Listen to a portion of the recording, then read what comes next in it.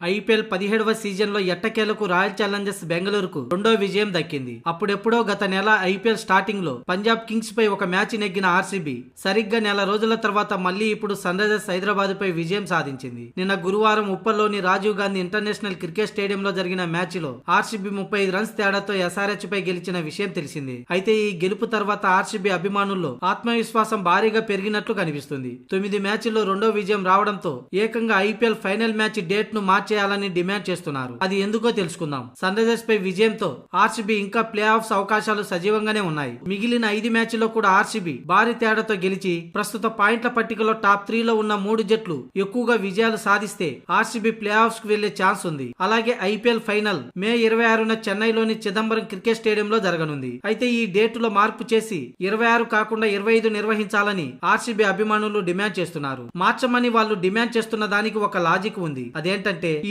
IPL season తొలి భాగంలో అనగా మార్చి 25వ తేదీన పంజాబ్ పై ఆర్సీబీ తొలి విజయాన్ని నమోదు చేసింది. ఇక రెండవ మ్యాచ్ నిన్న ఏప్రిల్ 25వ తేదీన సన్ రైజర్స్ పై గెలిచింది. అంటే 25వ తేదీన ఆర్సీబీకి బాగా కలిసి వస్తుందని, అందుకే ఫైనల్ కూడా మే 25న నిర్వహిస్తే ఖచ్చితంగా ఆర్సీబీ కప్పు కొడుతుందని బెంగళూరు ఫ్యాన్స్ బలంగా నమ్ముతున్నారు. ప్రస్తుతం ఈ డిమాండ్ సోషల్ మీడియాలో కనిపిస్తుంది. అయితే దీనిపై భారీ స్థాయిలో జోకులు పేలుతున్నాయి.